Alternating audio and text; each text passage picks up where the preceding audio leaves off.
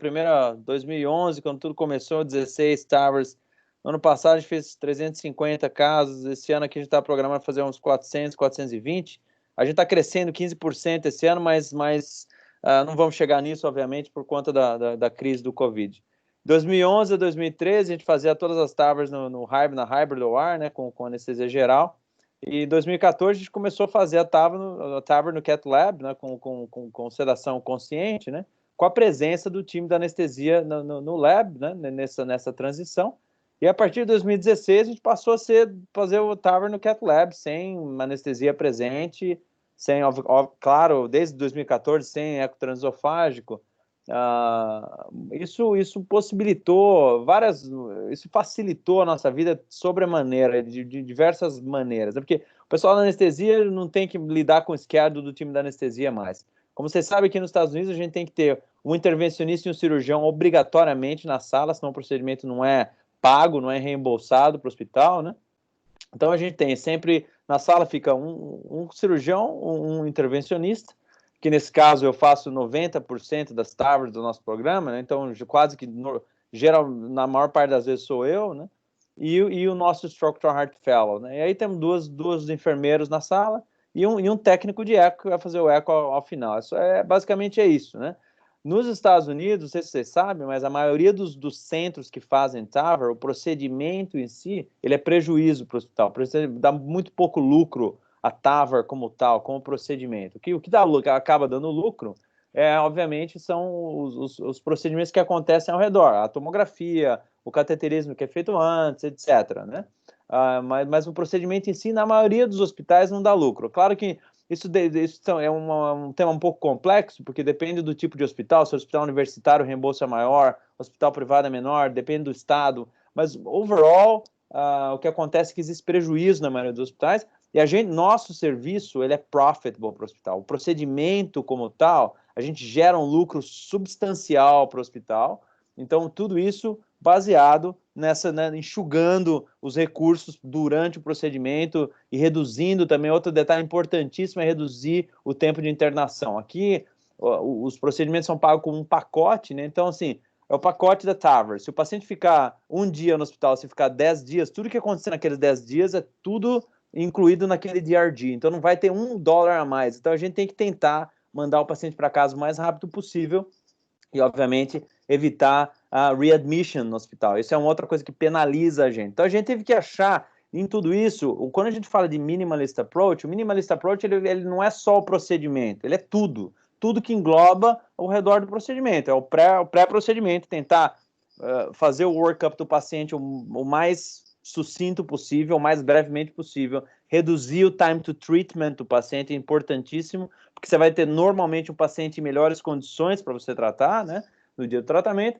e durante o procedimento, né, várias coisas que têm que ser feitas e eliminadas do procedimento, e pós-procedimento, obviamente, ter um manejo ótimo do paciente, você conseguir mandar o paciente para casa logo, sem readmitir no intervalo de 30 dias, que é onde a gente penaliza. Então, tudo isso é minimalist approach. Minimalist approach não é só chegar, a partir de amanhã eu vou começar a fazer um procedimento com anestesia local, e aí isso é minimalist approach. Não é bem assim, né? Então, vamos lá. Então, existem diferentes níveis de sedação consciente que as pessoas... Hoje, mais de 50% dos meus pacientes, eu dou nenhuma sedação, zero. Só anestesia local com lidocaína, bilateral nas duas groins, e basicamente é isso, não dou sedação nenhuma. Vamos lá, deixa eu tentar... agora eu passei duas para frente. Obviamente que para isso acontecer, né, eu sempre uso é importante ter a habilidade, engagement de todos os membros envolvidos, né? Então todo mundo tem que comprar a briga, né? Ou seja, nós vamos fazer isso, não vai ter, o pessoal da anestesia tem que dar suporte, a administração do hospital tem que ter suporte desse. Então todos os membros do time têm que estar engajados para que isso aconteça de uma maneira smooth, né? Sem suave, né? A experiência, obviamente, é importante da equipe, né? Você tem que ter, você fazer isso, essas linhas, essas camadas de proteção que a gente acha que o arco transesofágico dá, ou que a anestesia também fornece para a gente. A gente pode até discutir isso depois da aula, mas eu acho que isso não, eu acho que o eco transesofágico ele não acrescenta absolutamente nenhuma informação adicional no procedimento. Eu acho que as pessoas até se confundem, às vezes, com o eco transesofágico. Eu não acho que ele é necessário em absoluto. E acho tampouco que a presença do anestesista na sala, desde que o time seja um time que tenha um time confiante, um time com experiência, também não é necessária a presença. É óbvio que tem que ter um anestesista de plantão se acontecer alguma tragédia, né? Hoje em dia, como você sabe, as tragédias no Cath Lab, no procedimento de TAVR, são raríssimas, e as tragédias nas quais se necessita fazer uma conversão para Open Heart Surgery é exceção, é uma a cada 10 anos, né? Então, assim, é raríssimo isso acontecer. Mas pode acontecer, você tem que ter sempre um backup plan, né? Outra coisa importantíssima que eu sempre falo nessas aulas de Minimalist Approach, né? Essa aula que eu estou dando agora, eu dei essa aula no TCT no ano passado, né? Eu acho que é uma coisa importantíssima, né, para isso acontecer, o time, você tem que a interpretação da imagem, né? Sempre digo que a imagem nunca é o produto final é sempre como você vai reagir à imagem. É uma coisa que a gente faz IVUS ou OCT, né? Interessante, você vê as pessoas fazer OCT, aí o cara vê a imagem e não reage apropriadamente à imagem, ou pior, reage de uma maneira errônea, né? A imagem. Então você não aproveita. Então, essa é a mesma coisa na TAVR, né? Quando você entra na sala, você tem que estar com o procedimento discutido from A to Z, né? Eu faço isso todo santo dia com os meus fellows. A gente tem um curso aqui no University Hospitals, nós temos um curso de Optimal Practice. Já treinei mais de 600 médicos do mundo inteiro, toda semana. Agora com o Covid a gente não está mais tendo, mas toda semana a gente tem um time que vem ou de outras partes dos Estados Unidos ou de outras partes do mundo, que a gente vê um curso que a gente tem junto com a Medtronic, né? Que eles vêm aqui ver, nós fazemos um procedimento ao vivo, eles entram em sala com a gente, eles observam a gente fazendo o caso. Eu sempre digo isso, é super importante, né, que quando a gente vai discutir a estratégia do procedimento, a gente tem que ler a tomografia, não é só lá, nós vamos botar uma 29, uma 26, ou qualquer válvula que seja. É discutir a estratégia, de A to Z, desde o sítio de punção, como vai ser a punção, até o final. Qual que é a expectativa que eu tenho nesse caso, né? Definir as expectations, né? A expectativa nesse caso, tem um cálcio proteína no LVOT, eu vou esperar que eu vou ter... posso ter um pouco mais de paravalvular leak, mas se eu tiver paravalvular leak, a solução aqui não é pós-dilatação, porque a gente sabe que tem um cálcio no LVOT, então a gente tem que ter esse plano, tem que ser claro, né? Isso parece uma coisa óbvia, é óbvia para mim, mas para muitos não é óbvia. Eu já tive em muitos centros por aí, ao redor do mundo, nos quais as pessoas não fazem isso, né? Então, assim, não é, acho que o procedimento, né, a diferença entre um operador regular e um operador que está acima da média, né, é exatamente a capacidade de entender o procedimento como um todo, né, e manejar esse paciente desde do princípio, quando o paciente vem no outpatient clinic, durante o procedimento e após. Então, isso é extremamente importante. E sempre, obviamente, né, a estratégia do procedimento tem que ter um consenso entre os membros do time, né? Eu não sei muito bem como é que é no Brasil, não sei se existe uma simbiose muito grande entre o cirurgião e o intervencionista, mas aqui eu sou sortudo de ter um time de cirurgiões muito bons que trabalham, a gente trabalha junto, né? E acho que é importante, acho que a gente aprende uns com os outros, então eu gostaria de encorajar todo mundo. Eu sei que às vezes eu sei que isso depende do reimbursement também, como é aí, aqui é um reimbursement, todo mundo é reembolsado no procedimento, mas é extremamente importante, todo mundo tem a ganhar com isso. Enfim, então eu gosto de usar a palavra da orquestra, né, para tudo fluir de uma maneira perfeita, tem que ter o maestro, né, e tem que ter os membros da orquestra sabendo quais são os papéis que eles vão ter durante o procedimento. Um detalhe importantíssimo é consistency, né? Eu sempre eu gosto de dizer para os fellows que nós vamos voar, we're gonna fly an airplane, não? Então tem que fazer o checklist de todos os detalhes, né? E todo o checklist a gente faz todo dia. Eu sou extremamente consistente, extremamente criterioso, né? Como vou utilizar, fazer o procedimento, todos os passos do procedimento. A consistência é extremamente importante para você entregar resultados que são reprodutíveis e pristine, né, que são de excelência, né? Uma outra coisa importante é o post-procedural care, né?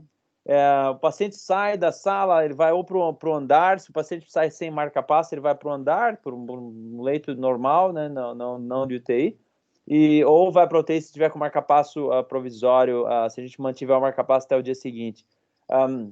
Os pacientes saem da cama 4 horas após o procedimento, tem que estar caminhando, fora da cama, se mobilizar o mais rápido possível, né? Uma coisa importantíssima para nós foi, foi estandardizar o manejo do marca-passo provisório com o pessoal da eletrofisiologia. A gente observou que teve alguns dos eletrofisiologistas que eram muito agressivos para pôr marca-passo, outros nem tanto. A gente sentei com eles, nós temos que ter um consenso aqui, temos que estabelecer um protocolo, e esse protocolo que a gente estabeleceu foi extremamente de sucesso, né? Assim, raramente a gente tem um paciente que escapa, que acaba tendo late heart block, então a gente realmente teve um sucesso muito grande nisso aí. Inclusive, né, tem um estudo correndo nos Estados Unidos que chama Optimize Pro, né, que é a Medtronic que está olhando exatamente como manejo para reduzir taxa de marca-passo, né, e como vai manejar o marca-passo provisório pós-procedimento. Nossa taxa de marca-passo hoje com a Evolut, com a válvula autoexpansiva, que praticamente 80%, 85% da nossa prática, né? É baixíssima, né? Hoje a nossa taxa de marca-passo está ao redor de 3,5% para 4% com a Evolut, né? Como chegar lá? Nós vamos discutir como chegar lá, mas enfim, isso é um detalhe importante, né? Ter uma conduta estandardizada para como manejar o marca-passo provisório. E, finalmente, outra coisa extremamente importante para nós foi a gente estabelecer o nosso próprio serviço. O que acontecia? A gente mandava esses pacientes para o cuidado da UTI ou da CICU ou do andar. Eram pessoas, eram cardiologistas ou intensivistas que não conhecem o paciente, né? Eles são intensivistas recebendo doente. E a gente começou a perceber que esses pacientes eram manejados de maneira não como a gente gostaria, né? Porque a gente conhece o doente, a gente fez o procedimento, então o que faz total sentido é que nós tenhamos o nosso próprio serviço, a gente faz o procedimento, a gente maneja o caso, né? E foi o que a gente fez, né? Então, eu estabeleci um serviço, a gente começou... Esse serviço, no Brasil, essa entidade não existe, mas nos Estados Unidos existe o que a gente chama de nurse practitioner, né? Que é quase um médico, mas é um enfermeiro que maneja os pacientes. Isso ajudou muito, né? Melhorou a satisfação do paciente, eficiência. A gente manda hoje 85% a 90% dos nossos pacientes para casa no next day antes da meio-dia. Esse é o objetivo. Alguns pacientes acabam passando meio-dia.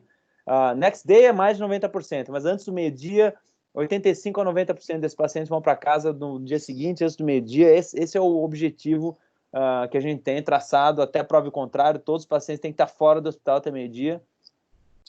Bom, para suportar, né, para o hospital aceitar isso, foi em 2014, né, que a gente instituiu isso, né? Esse é um dado que a gente produziu quando estava na Itália, né, mostrando o uso do eco transesofágico definitivamente não impacta outcomes post-TAVR. E a gente acabou publicando depois, essa foi a maior experiência americana, né, de um single center, né, comparando o minimalist approach com a técnica mais invasiva. É claro que isso não é um estudo randomizado, as críticas estão abertas a críticas ao estudo, mas obviamente esse estudo, os pacientes que foram tratados com minimalist approach, os operadores eram mais experientes, então existem críticas que são obviamente aceitáveis, mas eu acho que a mensagem desse estudo é que não houve diferença em outcomes, né, desses pacientes que foram tratados de uma maneira enxuta, minimizando a utilização de recursos. E recentemente a gente publicou esse dado do TVT Registry, né, com 4.000 pacientes propensity matched, mostrando que tem uma potencial vantagem do uso do minimalist approach. Nesse caso foi anestesia local versus geral nesse paciente, com redução de mortalidade. Again, isso é passível de críticas, né, que os centros de mais experiência utilizaram anestesia local versus anestesia geral, enfim. Mas acho que a mensagem aqui é que não há um preço a se pagar quando se utiliza o minimalist approach. Não tem nada de errado fazer TAVR com anestesia geral, eco transesofágico, se você não tem uma experiência, um time que tem conforto em fazer assim, mas a mensagem aqui é que isso é factível e que você consegue gerar resultados excelentes fazendo isso. O Very Early Discharge, outra coisa importante, a gente quis explorar isso, né, se existia uma pena a se pagar, né, um preço a se pagar com o Very Early Discharge. Nosso fellow, o Yasuhiro Ichibori, que era da Universidade de Osaka, ele voltou para o Japão agora, mas ele publicou esse dado. Esse foi uma pena, esse estudo, que é um estudo super bem feito. O Yasu foi um espetacular fellow nosso aqui. E quando a gente mandou para o Jack Intervention esse estudo, aí eles acabaram... Teve um estudo que foi publicado um pouquinho antes, logo depois que a gente submeteu, daí a gente enrolou e não conseguiu publicar no jornal, mas foi um estudo muito, muito bacana do Yasu, isso aí. mostrando que o Very Early Discharge, essa estratégia de mandar o paciente para casa muito precocemente, né, ela não tem um preço a se pagar. Esses pacientes eles tiveram uma evolução tão boa quanto os pacientes que iam para casa não tão precocemente.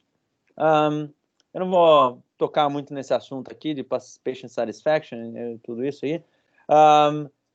Importante dizer, mostrar, né, que isso, que a gente consegue manter resultados excelentes, né, desde 2019, os 350 towers que nós fizemos, não tivemos nenhuma mortalidade intra-hospitalar, com 0,5% de mortalidade aos 30 dias, isso contando o paciente que se suicidou, que não tem nada a ver com o procedimento, a gente é penalizado pelo TVT Registry por isso, né, baixíssimas taxas de stroke, a gente não usa dispositivo de proteção cerebral em nenhum paciente, raríssimas vezes, 2 ou 3 vezes, mas a gente não usa de rotina. Nossas taxas de stroke têm sido menos de 1% consistentemente ao longo do tempo. Eu acho que até a gente não tem dado robusto suficiente para usar isso em todo mundo. Tem agora o estudo da Boston Scientific com 3 mil pacientes que vai analisar, ver se isso tem um impacto clínico significativo, mas eu não acho que isso justifique a utilização de dispositivo de proteção hoje. Eu acho que redução de stroke não é só colocar um filtro na carótida e na innominate artery, mas é técnica, são vários detalhes durante o procedimento que são importantes para reduzir stroke. E a taxa de marca-passo, né, como vocês devem se lembrar, né, falando da válvula autoexpansiva especificamente, né, quando foi publicado o Low Risk Trial da Medtronic, né, com 17% de taxa de marca-passo, né, todo mundo ficou maluco com isso, né, porque o motivo é óbvio que a maioria dos operadores, né, não presta atenção, né, vou implantar a válvula 3, 4, 5, 6 minutos, libera, né. A gente sabe que para reduzir marca-passo não tem mistério, não tem segredo, tem que implantar a válvula shallow, né, aí tem Cusp Overlap Challenge, né? O pessoal inventa nome, o nome é cool, né? É appealing, né? Cusp Overlap Challenge, aí o pessoal põe no Twitter, põe no LinkedIn e tudo fica mais bonito. Mas o fato é, it doesn't matter como você vai implantar, se você quiser usar Cusp Overlap ou LAO Technique, né? A LAO Technique, que é a técnica de você implantar a válvula no left anterior oblique, foi uma técnica que nós desenvolvemos aqui junto com a Medtronic, né? Que ela tem as suas limitações, que ela é criticada pelos indivíduos que usam o Cusp Overlap, que ela encurta o LVOT, mas todo mundo sabe disso, né? Mas é uma técnica que para fazer o procedimento, eu tiro uma foto só, não uso 15, 20 ml de contraste no procedimento inteiro, mas porque você não precisa ficar mudando a câmera de para lá em REO, LAO, não, é uma foto única, deploy consistentemente todos os casos desse jeito e implantando a válvula shallow, 0, -1 às vezes. Isso é que vai reduzir pacemaker. Nós vamos discutir offline na hora que terminar, mas vocês podem fazer as perguntas pertinentes, mas isso é que vai ajudar a redução do pacemaker rate. E outro detalhe importante foi o fato de que quando a gente instituiu o nosso serviço, né, a gente teve uma redução significativa das readmissões dos pacientes, né? Por quê? Porque os pacientes vão para casa melhor medicados, os pacientes vão para casa, a gente checa o groin, vai checar tudo. Então, é muito importante. Isso foi extremamente importante para nós ter o nosso serviço 24/7, cuidando dos indivíduos que a gente faz tower. Então, assim, a desvantagem, obviamente, é que eu estou de plantão quase que todo dia, né? Porque eles me ligam qualquer coisa que aconteça nos nossos pacientes. Mas eu faço questão que isso seja assim, porque é assim que a gente consegue entregar resultados que são realmente excelentes.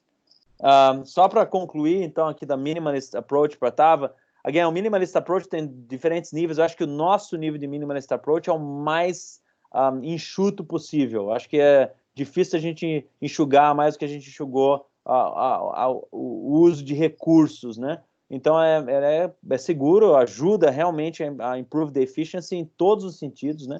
Mandei o paciente mais cedo para casa, melhora a satisfação do paciente, dá lucro para o hospital, né? Então, tudo isso é bem-vindo, né? Mas, obviamente, como eu comentei, necessita commitment em todos os níveis, começando pelos operadores, a enfermagem, os cirurgiões, enfim, até a administração do hospital, todo mundo tem que ter um buy-in nessa história toda. Mas nunca seria possível sem comprehensive planning e experiência do time. A palavra que acho que tem que finalizar para concluir é consistência. Você conseguir resultados ótimos nessa situação. Consistência, sempre consistência na técnica, consistência no plano. Nunca, vamos entrar rapidinho nesse caso aqui, não olhei a tomografia, não tem essa história. Senta, discute a estratégia, todo caso, religiosamente, tem que ser assim, e consistência é importantíssima. Bom, aqui acho que a aula essa terminou.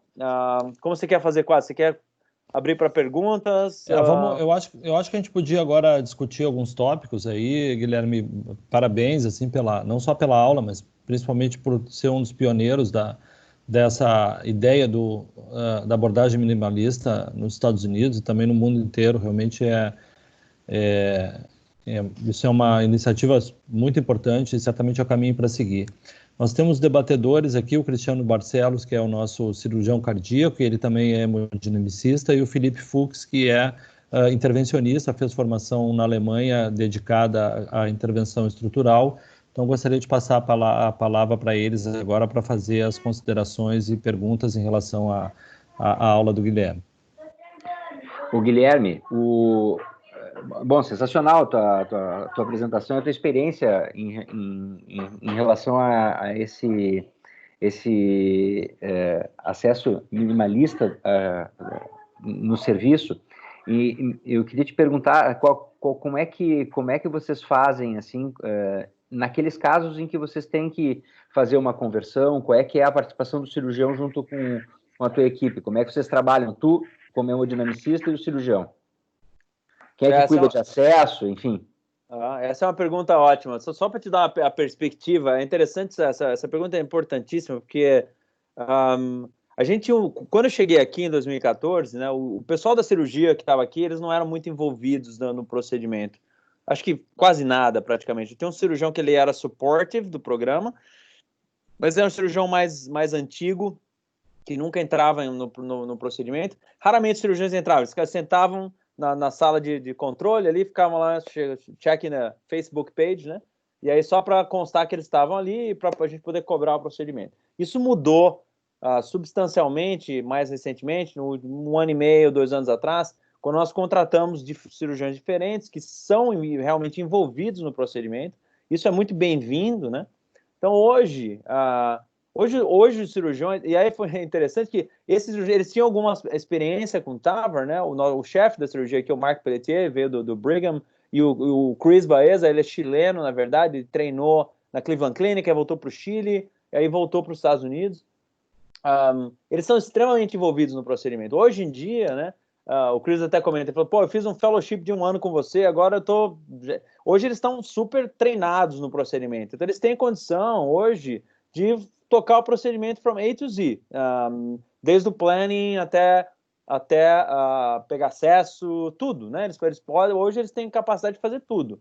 Então hoje nós temos um time super envolvido, né? Eles estão sempre scrubbed in comigo, salvo exceções que eles têm até uma emergência, sai para lá, mas normalmente eles estão scrubbed in, ajudam a educar os fellows, que é importante, né? Inclusive, nós temos, hoje em dia, tem um fellow de intervenção, que está fazendo estrutural, né? E tem um fellow de cirurgia também. Então é importante, acho que a gente tem que... Isso é uma coisa que veio para ficar. O cirurgião tem que ser... Eu considero os cirurgiões meus parceiros, não meus adversários, né? Porque isso é muito importante, porque isso traz volume para o serviço, né? Essa parceria, pra você ter uma ideia, eu tive uma dificuldade tremenda para incluir pacientes no Low Risk Trial da Medtronic. Nós conseguimos incluir 40 pacientes, que é um resultado excelente, considerando que os cirurgiões naquela época eles não tinham muito envolvimento com o serviço, né? Então era uma briga sempre, né?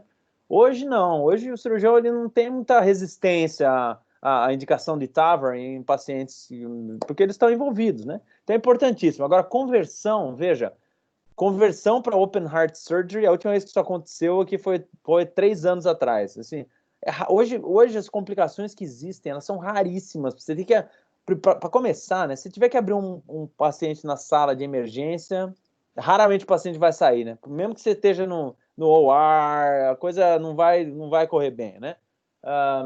Mas o que nós temos? Nós temos uma pericardial tray, né, no Cath Lab. Se precisar abrir, hoje nós trabalhamos num Hybrid Cath Lab, que é um Cath Lab novo que nós temos aqui, que é um local espetacular, um lab novo que nós temos, que ele pode ser como um centro cirúrgico, né? Mas não é um centro cirúrgico, é um Cath Lab híbrido. Então, o cirurgião pode abrir o peito na sala, se precisar, né? Nós temos um time de anestesia que fica de plantão 24/7, se precisar entubar um paciente, alguma coisa de emergência, a gente chama o time da anestesia, né? Hoje em dia, todos os casos que eu faço transfemoral, todos são minimalistas. Não existe um critério de escolher, esse paciente vai ser geral, esse não existe. Se for transfemoral, por definição, é minimalista. Não faço de anestesia geral para começar e ninguém. Só se for alternative access, mas se for acesso transfemoral, que a gente faz em 98% dos pacientes, é minimalista.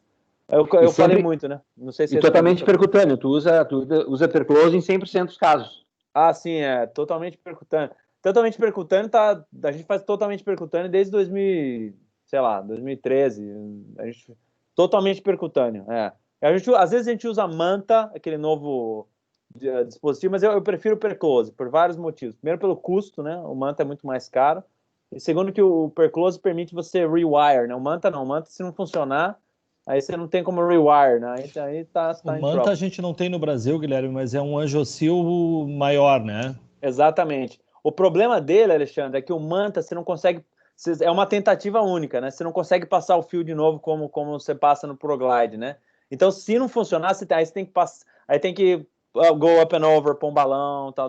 E aí, por definição, já é uma major vascular complication, né? Então... Tem um pessoal sugerindo usar um Perclose só, o pessoal de Buenos Aires aqui tá fazendo isso. Qual é a tua experiência com isso? Veja, a nossa porcentagem de major vascular complication aqui, no ano passado, foi 1%. É raríssimo a gente ter major vascular complication, né? Por que eu não uso? Por que eu uso 2 ProGlides? Porque eu tento botar o paciente andar 4 horas depois do procedimento, mando o paciente para casa cedo. Então, eu prefiro ter uma hemostasia melhor. Eu não acho que do uso de 2 ProGlides... A exceção do... Claro, Alexandre, isso é a regra, né? Existem as exceções. Às vezes você vai ter um paciente com uma artéria super doente, você colocou um ProGlide, parou de sangrar, se é uma punção baixa, se a bifurcação é baixa, você consegue fazer compressão manual, aí eu vou liberar um ProGlide só e corto o outro fora e não coloco, né? Mas, assim, em geral, a rotina são 2 ProGlides, por esses motivos que eu especifiquei. Felipe, tu queria fazer um comentário, uma pergunta pro Guilherme? Ô, Guilherme, tudo bem, cara? Tudo bom, Felipe? E você? Tudo certo. Em primeiro lugar, eu já tinha ouvido essa tua aula, né? Acho que a última vez que a gente se encontrou, tu falou esses teus dados, né? Parabéns pelos teus resultados. Realmente é bem expressivo a taxa de sucesso, baixa taxa de complicação, o lucro que tu consegue dar para o hospital. E eu acho interessante, quando eu fiz a minha formação na Alemanha, o serviço funcionava bem parecido com esse que tu descreve, que é a tua realidade no dia a dia em Cleveland, tudo com minimalismo, sem anestesia geral, sem equipe de anestesia, com sedação, lá se fazia uma sedação discreta, não era sem sedação, e um procedimento bem enxuto. Aqui a nossa realidade eu acho ainda está diferente, assim, aos pouquinhos a gente vai conseguindo mudar, né? Eu voltei para o Brasil em 2015 e eu acho que eu consegui convencer o pessoal a fazer TAVI sem anestesia geral lá por 2018, mais ou menos, 3 anos depois. Obviamente também muito por causa do volume, né? Que não é tão grande, o pessoal não se sente tão confortável. A minha pergunta para ti é em relação aos distúrbios de condução, assim, eventualmente um bloqueio de ramo esquerdo novo, coisas assim. Tu também é bem liberal assim em tirar o marca-passo e deixar esse paciente caminhar 6 horas depois? Essa é uma ótima pergunta, Felipe. Veja, a gente coloca o nosso marca-passo, todos os marca-passos a gente coloca via jugular, né? Porque pelo fato de que se o paciente for com marca-passo para CICU, o paciente consegue caminhar com o marca-passo jugular. Veja, o distúrbio de condução, a gente, com esse protocolo que a gente instituiu de manejo do marca-passo provisório, né? Se o paciente tem um bloqueio de ramo direito prévio, o paciente, mesmo que não tenha nenhum distúrbio de condução na sala, ele vai para CICU com um marca-passo provisório até o dia seguinte. Se o paciente tem um bloqueio de ramo esquerdo na sala, a gente manda o paciente com marca-passo provisório para a CICU, e aí a gente observa o paciente. Se o paciente reverter, sair do bloqueio de ramo esquerdo, o que na maioria dos casos isso acontece, né? Porque a gente implanta a válvula shallow, né? Então, na maior parte dos casos, quando você implantou, o paciente fez o bloqueio de ramo esquerdo na sala, a gente observa, os meus NPs vão observar, se o paciente reverter para voltar para narrow complex, tira o marca-passo fora. Então, isso tem sido... A gente tem tido muito sucesso fazendo isso. Eu até pedi para os meus NPs há umas 3 semanas para ver quais foram as vezes que nós tivemos insucesso desse manejo, né? Que o paciente teve um heart block e não estava protegido. E em 350 pacientes, nós tivemos 2 pacientes que tiveram heart block late. Um deles esteve em casa, mas o paciente estava com monitor, a gente manda o paciente com monitor, com real-time feed, né? E o outro foi um paciente que estava aqui no hospital. Então, assim, é raro ter um paciente que a gente vai perder, vai sair do protocolo. Então, é assim, a gente não... E se o paciente não tiver distúrbio de condução nenhum na sala, tira o marca-passo na hora. Tem sido sucesso. Guilherme, aquele paper que foi publicado acho que uns meses atrás no JACC sobre um consenso como lidar com distúrbios de condução, vocês têm seguido aquela, porque aquilo não é uma diretriz, eu acho, aquilo é um consenso, uma recomendação. Vocês têm seguido aquilo ou tem um protocolo próprio de vocês? Não, a gente tem um protocolo nosso. Tem muitas coisas que acabam overlapping, né, entre aquele protocolo nosso. A gente tem um protocolo nosso, Alexandre, que a gente instituiu com o pessoal da eletrofisiologia, todo mundo deu opinião e funciona, tá? É comum eles fazerem estudo eletrofisiológico precoce, assim, para avaliar o paciente antes de ir para casa? Não, não é comum. Não fazem. Agora teve esse paper novo que eles publicaram agora, o pessoal que está na Cleveland Clinic aqui, com estímulo do ato direito, né, para tentar estabelecer quais são os pacientes que vão ter bloqueio post. A gente não faz isso, não é comum. O estudo fisiológico não é comum. Mas eu acho que a gente não... Eu acho que a gente precisa refinar o nosso entendimento um pouco do distúrbio de condução postal. Eu acho que existem detalhes que ainda precisam ser melhor entendidos, né? Mas acho que, assim, o que a gente sabe hoje, né, usando esse protocolo e, obviamente, fazendo um implante... Eu acho que é uma combinação. É técnica, você tem que implantar shallow implant, mas estabelecer um protocolo uniforme. Essas duas coisas são importantes. Porque se você começar a implantar a válvula deep, né, então talvez esse protocolo nosso não funcione, né? O protocolo funciona usando o implante shallow que nós usamos, né? Então, veja, as coisas elas não são dissociadas, elas têm que estar... Esse protocolo é bom para implantar a válvula como implante. Se eu implantar a válvula deep, talvez esse protocolo não funcione tão bem. Eu não sei quão calibrado esse protocolo é para técnica de implante diferente, né? Então, isso é um detalhe importante a ser discutido também. Com uma taxa tão baixa quanto a que tu tem, certamente é diferente dos outros. Nós temos aqui o Marcelo Cantarelli, que também tem experiência com TAV, o Ayrton Arruda, do Espírito Santo, que também já fez... Queria ver se algum dos dois tem alguma pergunta, comentário para fazer, e depois a gente pode passar para os casos daí. O Guilherme, Marcelo. Estão me escutando? Sim. Então tá.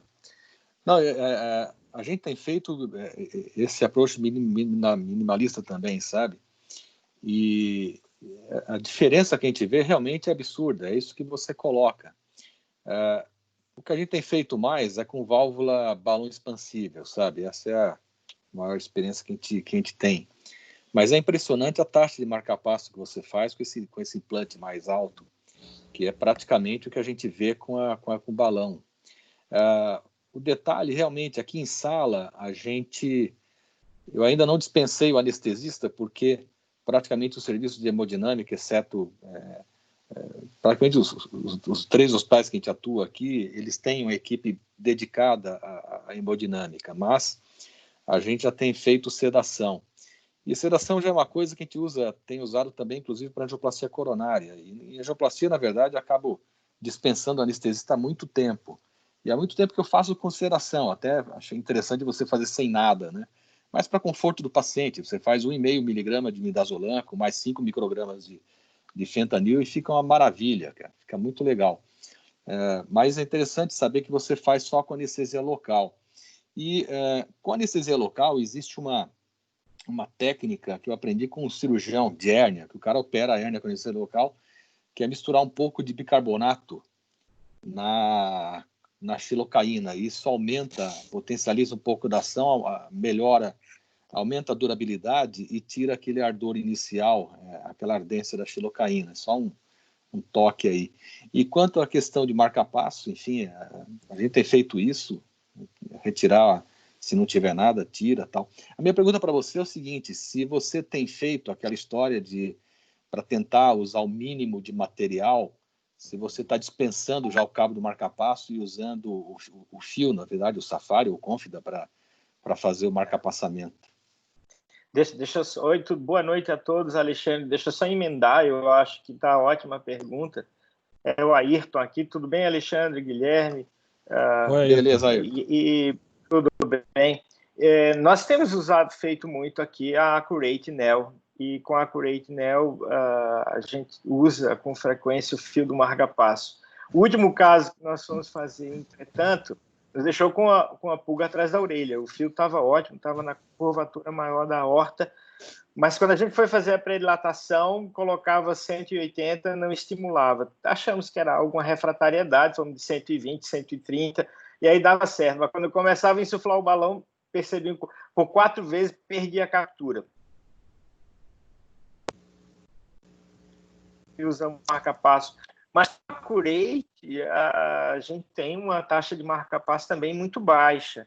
Acho que dos últimos 7 casos que nós fizemos, só um evoluiu para marca-passo definitivo. Então, é só esse complemento. Eu acho que o problema todo é para a Accurate, eu acho que dá para usar, para predilatação, para uma válvula reposicionável. Agora, você correr o risco de fazer uma Sapiens, por exemplo, pelo fio do Safari, e você perder a captura, pode ser desastroso. É só emendando a pergunta do Marcelo, Guilherme. Não, ótimo, Ayrton, obrigado. Marcelo, eu não faço o estímulo pelo fio. Eu sei que tem muita gente fazendo isso. Eu tive fazendo os casos, fui lá fazer o lançamento da Evolut Pro na Argentina no ano passado, nem lembro quando é que foi. Eu fiz um caso com o Matias lá, e o Matias fez o estímulo pelo fio. Eu não faço porque veja, por que eu não faço? Porque alguns desses pacientes, né, vão precisar ir para CICU com marca-passo provisório, né? Aí, se esse paciente precisa marca-passo provisório, aí tem que fazer um stick na jugular para colocar o marca-passo provisório. A paciente está heparinizado. Então, veja, eu uso marca-passo com balloon tip, é muito seguro, implanta rápido. Então, veja, eu não... Claro, você vai dizer, mas você é minimalista, você tem que tentar remover o máximo que você puder. Nesse ponto do marca-passo pelo fio, eu não sei quanto vantagem isso vai me trazer. Então, eu não estou convencido que this is the way to go. Não tenho experiência nenhuma em fazer. Eu já vi fazer, como eu te falei nesse caso, sei que tem gente que tem feito consistentemente, mas não tenho experiência. Eu nunca fiz, eu queria saber se você tinha feito realmente isso daí. Não. Bom, então vamos acho que a gente podia passar para os casos, Guilherme, são já 10 para as 8, aí a reunião normalmente termina 8h10 no máximo, assim, então se tu puder mostrar... Sim, eu vou mostrar um caso de bicúspide aqui rapidinho, Alexandre, aí nós podemos, se você quiser conversar sobre a LEO Technique, eu posso mostrar esse caso que nós filmamos para o TCT no ano passado. Esse caso é um caso que inclusive esse caso interessante, eu fiz esse caso ao vivo no ano passado, acho que foi para o CSI em Frankfurt, para outro congresso, nós temos um caso ao vivo, mas é um caso interessante para a gente observar aqui o negócio do shallow implant, né? Então, paciente de 79 anos, sexo feminino, paciente que tem poucos fatores de risco, na verdade, ela tem um câncer de mama que precisa ser operada, e uma estenose aórtica severa, com acessório dos parâmetros do eco, uma área valvar de 0,34, com o Dimensionless Index 0,11, Peak Velocity 5,8, com uma função ventricular normal para normal baixa, né? Esse é o eletro dela, de base. Aqui o eco só confirmando, como você dá para ver no eixo curto do eco, aparentemente uma válvula bicúspide, né? Que nós vamos ver na CT que confirma o diagnóstico. Sem dúvida, estenose aórtica severa. Sem doença coronária significativa, coronárias são normais aí. Dá para vocês verem a quantidade de cálcio na válvula, né? A grande discussão desse caso aqui então aqui vai, duas coisas para discutir nesse caso, né? Primeira esse é o perímetro que a gente pegou no CT scan, 84, uma área de 5,32, né? Junção sinotubular aí, 29. Seio de Valsalva bem grande, seio de Valsalva dessa paciente. Como vocês podem ver, uma fusão da right and non-coronary cusp, né? E aí, quando você mede essa paciente aqui na comissura, né? O perímetro é de 75. Então, se a gente voltar para cá, né? Essa paciente, se a gente fosse implantar uma Evolut nessa paciente, baseado aqui no perímetro do ânulus, a gente escolheria uma válvula 34, mas baseado no perímetro da comissura, uma válvula 75. Esse é um tema extremamente controversial, né? Como fazer o sizing em paciente bicúspide, faz o sizing pelo ânus, faz o sizing supranular, né? Veja, não existe um consenso claro sobre isso, né? No low risk bicuspid trial que aconteceu aqui nos Estados Unidos, a orientação era para fazer o sizing pelo ânulus, né? Por quê? Veja, não existe dado substancial dizendo o que é melhor, um é melhor que o outro, né? O outro é melhor que um. O fato é que a indústria chegou e perguntou para os cardiologistas americanos: como vocês implantam as suas bicúspides? Baseado no perímetro da comissura ou baseado no perímetro da... Aí, 85% dos cardiologistas implantam baseado no perímetro do ânulus e não da comissura, né? Agora, então, esse é um nível de conforto das pessoas, né? Mas veja, e o cirurgião, nosso colega cirurgião que tá junto com a gente aqui, pode dizer, ele entende disso muito melhor que a gente, né? O sealing da válvula não vai acontecer no ânus, né? Vai acontecer na commissure, porque isso aqui é unbreakable, ninguém vai quebrar essa cálcio na RAF, né? Então, o sealing na bicúspide é diferente da válvula tricúspide, vai acontecer aqui. Então, faz todo sentido, do ponto de vista anatômico, fazer o sizing baseado na comissura, né? A questão da comissura é que o sizing baseado na comissura, a reproducibilidade, ela não é tão grande como é a reproducibilidade quando você faz o sizing baseado no ânus. Eu posso medir 75, aí o Quadros vai fazer a medida dessa CT, ele vai um pouquinho mais para fora, aí o Felipe vai fazer, ele vai fazer um... Então, cada um vai medir de um jeito diferente, porque, claro, não é tão reprodutivo como é o ânus, mas faz total sentido, do ponto de vista anatômico, fazer o sealing pela commissure. Então, esse foi o motivo pelo qual eu fiz esse caso ao vivo, para trazer a discussão, né? Então, a maioria do painel falou, eu implantarei uma 34, né? Tudo bem, eu faço todos os meus sizes de bicúspide, desde que haja cálcio na RAF, baseado no perímetro da comissura. Então, eu escolhi uma válvula 29, não uma 34. Aí são a altura da coronária, né? Não é importante, enfim. O acesso da paciente é um acesso ótimo, né? Então, a estratégia desse caso era usar uma válvula 29, uma Evolut Pro 29, né? Baseado no perímetro da comissura e não no perímetro do ânus, que uma vez mais, se fosse no perímetro do ânus, a gente usaria uma 34 e não uma 29, né? Obviamente, pré-dilatação com um balão True Dilatation 20 milímetros. Então, aí a pré-dilatação, né, que vocês vão ver, como vocês verem, realmente o cálcio dá uma... o balão True Dilatation é ótimo, porque você pode fazer um rapid pacing muito curto, né? 3 segundos de rapid pacing são suficientes, né? O balão raramente faz watermelon seed, né? Então é ótimo, eu só uso o balão True Dilatation em todos os casos, né? Todos os casos que eu faço pré-dilatação. E essa foi a foto que a gente tirou, né? Olha onde tá o pigtail lá, né? O pigtail tá lá no bottom da non-coronary cusp, né? E a válvula tá implantada, né? Então, se você for olhar essa válvula, né? Se você for ver quanto que você tá aqui, você tá negativo na non-coronary cusp, tá menos, sei lá, você pode make up a number, menos 5, menos 6, né? Extremamente. Olha onde tá a non-coronary cusp, o pigtail marcando, né? E a válvula tá super shallow, né? E aí eu abri a pergunta, né, para o painel do caso. Eu vou dizer assim, agora, o que a gente faz? Recaptura ou libera? Vamos lá, Quadros, recaptura ou libera? Eu não estou te escutando, Quadros, você está mudo, você está mute. Desculpa. Eu, como não tenho a tua experiência, recapturaria, mas... Não, todo mundo no painel foi consenso que foi recaptura. Felipe, recaptura ou libera? Não tem nada de regurgitação ali, pode liberar. Veja, a observação do Felipe foi perfeita, né? Veja, se essa foto, se tivesse regurgitação, mesmo assim eu liberaria.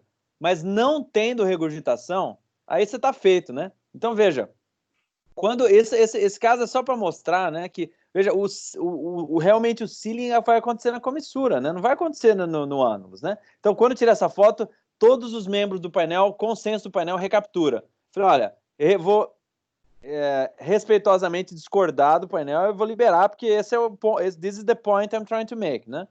Então, liberamos, obviamente, né? Não tem ortograma, porque eu não tiro ortograma em ninguém, né? Mas tem o eco e tem a hemodinâmica. Então, dá para ver, não tem paraválvular leak nenhum, né? O válvula looks Ô, Tizani, ô Guilherme, o que tu faz quando o eco transtorácico tem uma janela ruim? Então, veja, a gente usa o eco e a hemodinâmica, né? Pré e pós. Se o eco tem uma janela ruim, a gente usa, aí eu faço o ortograma. Mas é raro acontecer. Pode acontecer, obviamente, aí a gente faz a ortograma. Mas se o eco tem uma janela boa, 99% dos pacientes não faz a ortograma no final.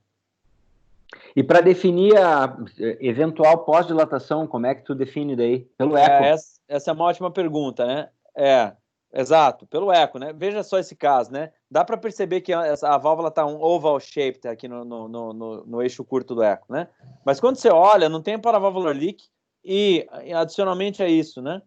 Veja, a 3-chamber aqui, a 5-chamber, viu as duas, ótimo, looks great, né? Look great. E aí você vê aqui, ó, o mean grade 7, né? Nesse caso aqui, não tem a menor indicação de pós-dilatar essa paciente. Ela não tem paraválvular leak, o gradiente médio de 7, acabou, né? Terminou o procedimento, né? Existem algumas correntes dizendo, tem gente que pós-dilata frequentemente bicúspide, porque eles acham que o formato da válvula D-shaped, né, que não é um formato totalmente rounded, pode impactar a durabilidade a longo prazo, né? Ninguém tem essa resposta. Eu não sei se isso é certo ou se é errado, né? Eu pós-dilato bicúspide do mesmo jeito que eu pós-dilato tricúspide. Só se eu tiver a paraválvula leak que for inaceitável ou se o gradiente for totalmente um gradiente acima do que eu espero, né? Mas fora isso, não pós-dilato de rotina. Tem algumas correntes, algumas pessoas que advogam pós-dilatação rotineira, né? Mas eu não faço isso. Não sei se é certo ou se é errado, né? Enfim, ninguém sabe, né, na verdade. E né? a pré-dilatação, Guilherme, tu tá usando em quantos % dos casos e quando é que tu acha que é imprescindível? Veja, essa é uma boa pergunta, né? Pré-dilatação para válvula bicúspide, 100%, né? Para válvula tricúspide, esse é um detalhe importante.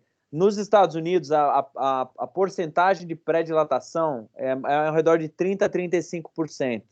E a taxa de pós-dilatação é ao redor de 35% também. Eu pré-dilato muito mais agressivamente do que a maioria dos Estados Unidos. Eu pré-dilato 70% das minhas válvulas. Mas pós-dilato 2% a 3% só. Então, veja, pré-dilatação, eu não tenho a menor dúvida que reduz a chance de você ter que pós-dilatar a válvula. Número 1.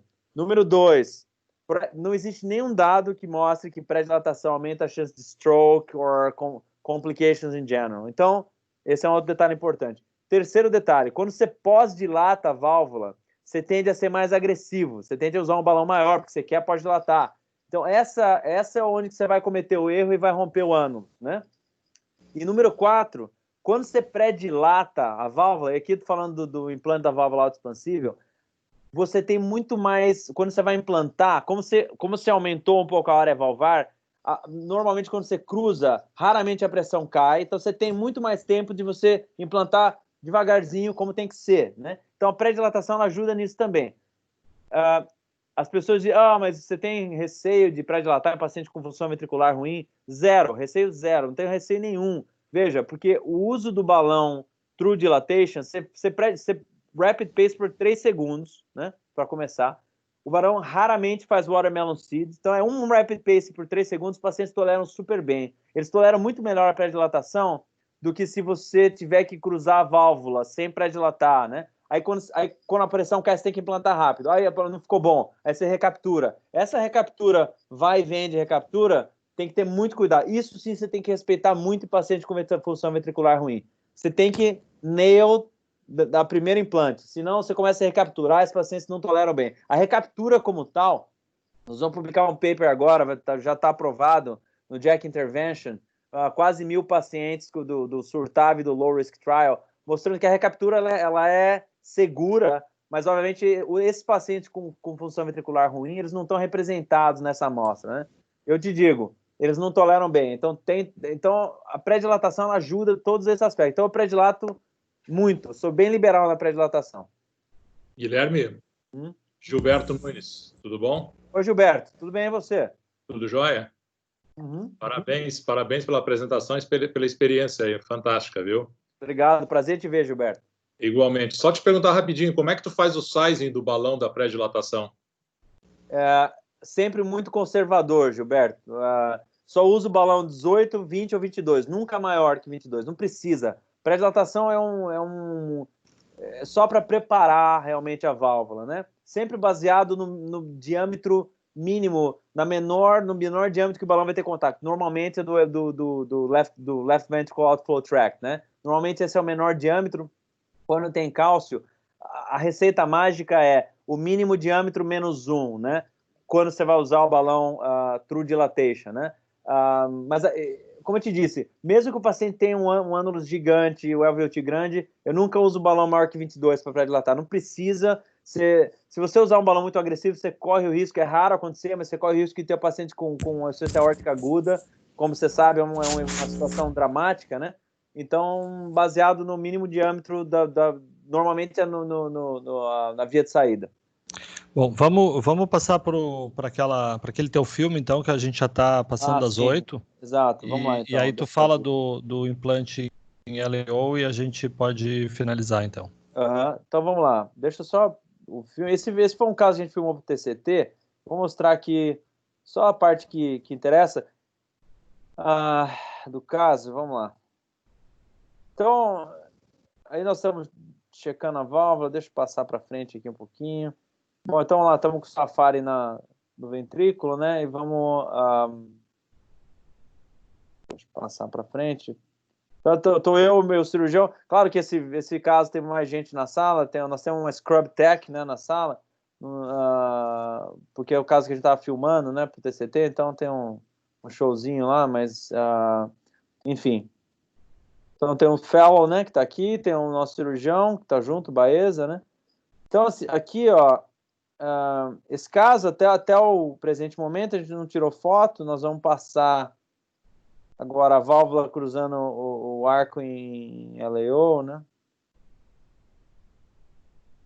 E aí, deixa eu passar um pouco para frente. Bom, tirar foto é fazer uma imagem em injetar contraste, né? Exatamente. Angiograma, desculpa. Então, vamos lá. Então aqui, ó, a gente cruzou, né?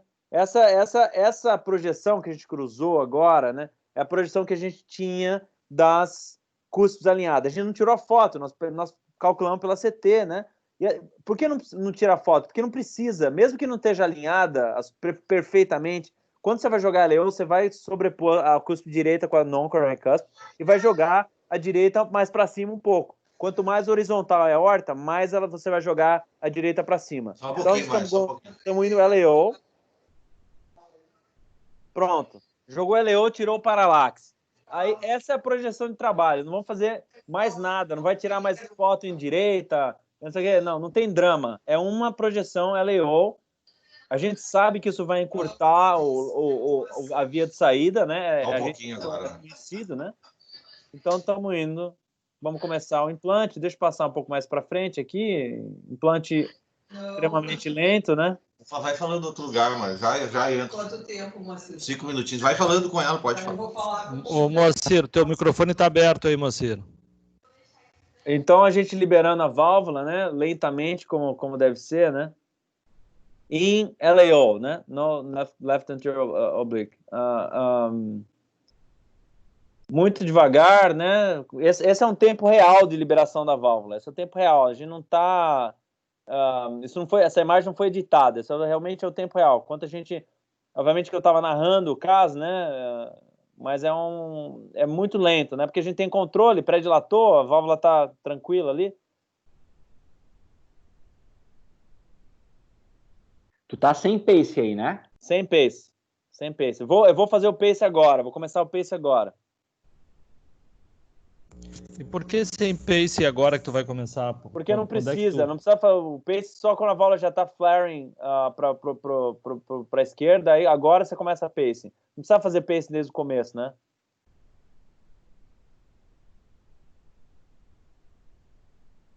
Aí chegou lá, desligou o pace, né? E aí, nesse momento, você tem que tirar o paralaxe da válvula, né? Nesse caso, você dá para perceber que tem mínimo paralaxe na válvula já. E aí vamos tirar a foto. Tá zero. Essa é a única foto que a gente vai tirar, né? O único angiograma que a gente vai tirar, né? E agora o importante, quando você implanta a válvula rasa do jeito que a gente implanta, você tem que liberá-la muito lentamente. Você percebeu que eu puxei o fio para dentro do nose cone, né? Não deixa fio nenhum no ventrículo. Tira totalmente fio. Porque o fio se ajuda a tirar a tensão do sistema, né? Não precisa deixar fio nenhum no ventrículo. É desnecessário, não ajuda em nada. Então, tira o fio para dentro do nose cone, tira a tensão. E o primeiro operador, ele tem que dar empurrar a válvula muito gentilmente, né? E essa liberação que vocês estão vendo aí é a liberação em tempo real. É exatamente esse tempo que a gente leva. Libera a válvula muito lento, que você dá para perceber. Quando você começa a liberar a parte superior, obviamente a parte inferior da válvula dilata e ela vai agarrar, né? Se você libera muito rápido, você vai começar até pop-up, né? Então, tem que ter cuidado. Se for para implantar rasa, tem que implantar, mas tem que ter cuidado para não... Então, é essa liberação em tempo real, quanto a gente demora para liberar a válvula bem lento, deixa o nitinol expandir para agarrar, né? Para não ter... E qual é a tua taxa de pop-up com essa técnica, Guilherme? 0. Nunca tiver um pop-up. Nunca tiver um pop-up. Nós tivemos um pop-up uma vez que não tem nada a ver com a liberação. Um pop-up que tinha um infold da válvula, a válvula teve um pop-up, né? Mas com essa a gente nunca teve um pop-up. Deixa eu bater na madeira aqui, eu tô... Bom. Nunca tivemos um pop-up, Alexandre. Então, funciona. Again, a maioria das pessoas, com a história do cusp overlap, né? Tá, só um pouquinho, Guilherme. Tu tirou o nose cone de dentro da válvula com a guia dentro dele. Isso, nunca deixa o fio no ventrículo, nunca. Fio sempre para dentro, nunca... A guia nunca fica para fora, né? Sempre dentro do nose cone. A única situação, às vezes, quando você está puxando o nose cone, a parte superior, o nose cone não agarrar na parte de cima da válvula, né? Aí você dá uma empurradinha no fio só para o nose cone sair do bias, né? Que tiver, né? Mas eu sempre tiro sem fio, só o nose cone sozinho, sem fio. Isso reduz muito o teu risco de perfuração de ventrículo, né? Imagino que deve ter... Exatamente, Felipe. É exatamente isso. Veja, não existe vantagem nenhuma em deixar o fio dentro do ventrículo. Então a gente fala, mas se tiver que pode dilatar? Se tiver que pode dilatar, você cruza a válvula com pigtail, que é muito difícil, né? Então aí você bota o fio de novo. Então não faz sentido nenhum deixar o fio dentro do ventrículo, não acrescenta em nada, e o Felipe fez um comentário perfeito, né? Toda vez, quanto mais você deixa o fio no ventrículo, sempre tem a chance de perfurar, né? E as pessoas têm um conceito equivocado que o Safari ou o Confida não perfuram o ventrículo. Eles não perfuram mesmo, eles cortam o ventrículo, que é pior, né? Então tem que ter cuidado, né? Então não faz sentido nenhum deixar o fio no ventrículo, não tem vantagem nenhuma, não adiciona nenhum benefício para o procedimento. Então a gente tira sempre, 100% das vezes. Muito legal, parabéns, Guilherme. A gente tem mais uns 5 minutos, eu vou abrir aqui quem quiser fazer alguma pergunta ou observação, além dos painelistas. O Guilherme, tudo bem? Pedro falando aqui, tá me ouvindo? Sim, tudo bem, Pedro? Ok, tudo certo. Queria ver sobre acesso alternativo. Qual é o teu acesso alternativo preferencial e como tu lida com ele no manejo periprocedimento? Essa é uma pergunta importante. Pedro, acho que o acesso alternativo, acho que você tem que ter um acesso alternativo que domine. Você tem que ter toda a gama, né? Porque às vezes tem paciente que não vai ter acesso bom, nenhum vai ser bom, né? Mas assim, você tem que ter um acesso alternativo de escolha, né? Que é o seu primeira escolha. No nosso caso, é subclávia, por vários motivos, né? Historicamente tem sido subclávia, né? Aí a próxima pergunta que vai acontecer é: você faz subclávia percutânea ou faz dissecção da artéria axilar? Veja, as pessoas adoram ir para congresso, né? E falam, não, você faz percutâneo subclave, o pessoal sobe para bancar o gorila no pódio, né? Mas veja, a questão é, o acesso da subclávia, o paciente que você está fazendo subclávia, por definição, ele tem acesso periférico ruim, né? Então, se você fizer subclávia percutânea, qualquer um de nós pode fazer acesso subclávia percutânea, não é um rocket science, né? A questão é que se o ProGlide falhar, aí você tem que botar balão e não sei o quê. Aí começa um monte de manipulação desnecessária no paciente.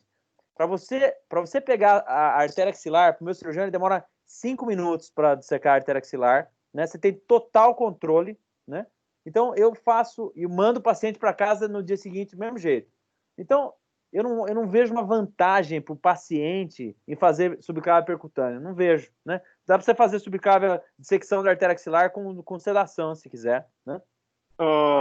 Então, eu não acho uma vantagem significativa para o paciente. Aí, tem a história do transcaval, né? Que tem gente que construiu carreira dizendo, meu transcaval é meu acesso alternativo de escolha.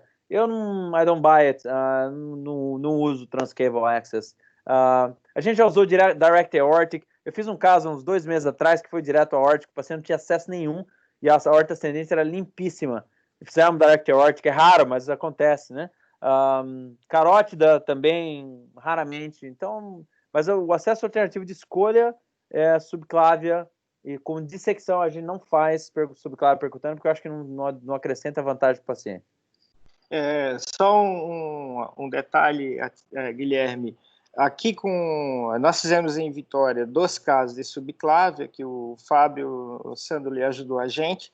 Estamos organizando agora uma coletânea de casos, que o Breno está coletando todos os casos feitos no Brasil. E nessa escola a gente fecha com o Viaban. Então a gente faz a punção e no final planta um Viaban, e agora a gente está recrutando todos esses pacientes para ver a patência. Não teve queixa clínica, mas a gente está documentando com Doppler. Claro, aumenta o custo, é um dispositivo a mais, mas aí a gente torna esse procedimento com uma segurança boa, viu? Não, claro, acho que é ótima a experiência. Obrigado por compartilhar a experiência. Veja, eu acho que é ótimo vocês terem essa experiência. Eu acho que eu prefiro, sinceramente, acho que é melhor dissecar a artéria axilar em 5 minutos do que, na minha opinião, humilde opinião, do que colocar um Viaban no final. Eu acho que faz mais sentido para mim, né? Mas eu acho que é ótimo. Acho que, veja, eu não sei qual que o trade-off entre fazer a dissecção, que demora, again, 5 minutos, e colocar um Viaban. Eu não sei qual que seria mais vantajoso. Outra coisa, paciente que tem uma lima to the LAD, talvez seja outro problema, né? Claro, então, não sei. Enfim, acho que é uma ótima experiência que vocês têm. Eu não sei, eu prefiro usar a subclávia de secção da artéria axilar, que funciona super bem e a gente consegue mandar o paciente para casa no dia seguinte. Mas obrigado por compartilhar a experiência. Acho que é válido, sempre está aprendendo. Acho que é legal. Acho que eu nunca tinha visto que rotineiramente fechar com Viaban. Acho que vai ser bacana vocês publicarem isso aí. Legal. Bom, pessoal, nós vamos ter que encerrar aqui, já são 8h15. Eu queria agradecer mais uma vez o Guilherme, nossos painelistas, todos os colegas que participaram. E aqui com essa aula aqui cabe aquele comentário, né? Não tente fazer isso em casa, né? O Guilherme tem 2.500 casos de TAV, está fazendo 7 TAVs por semana, né, Guilherme? 5, 6 TAVs por semana. Não, então, hoje a gente tem feito 10 semana, 12, depende da semana. Então, assim, uma coisa é claro que o que a gente está vendo aqui, algumas coisas a gente pode aplicar na nossa prática, mas outras coisas, como alta no outro dia, eu acho que no Brasil ainda é é uma coisa reservada só para pessoas que têm uma experiência muito grande e tem centros também com uma estrutura muito grande. Mas é importante a gente ver isso, com certeza foi um grande aprendizado, aí a gente poderia ficar mais de uma hora falando. E o Guilherme sempre teve essa característica de ser uma pessoa de compartilhar as coisas, né? Extremamente competente, extremamente humilde, e certamente o sucesso dele lá muito se deve a isso aí, essa capacidade de agregar e dividir as coisas, e estou vendo que o Guilherme está cada vez aprimorando mais as suas qualidades. Obrigado, Alexandre. Obrigado pelo convite. Sempre um prazer. Sempre bom rever os amigos, você, o Marcelo, o Felipe, o Ayrton, todos os panelistas e todo mundo que está assistindo. Eu agradeço pelo convite. É uma honra, um prazer, realmente. E sempre aberto. É sempre bom compartilhar as coisas. A gente sempre aprende uns com os outros, e sempre bom a gente ter essas discussões aí. Agora a gente está com essa história do Covid aí, nas coisas tudo online, né? A gente tem, acho que é uma oportunidade de aprendizado muito importante essa aí que você está me proporcionando a todos nós. Obrigado por organizar isso. Eu agradeço o convite mais uma vez. Então tá. Obrigado aí, pessoal. Boa noite para todos aí. Boa noite. Boa noite. Obrigado. Valeu, Alexandre. Obrigado. Obrigado. Obrigado, Marcelo. Obrigado, Ayrton.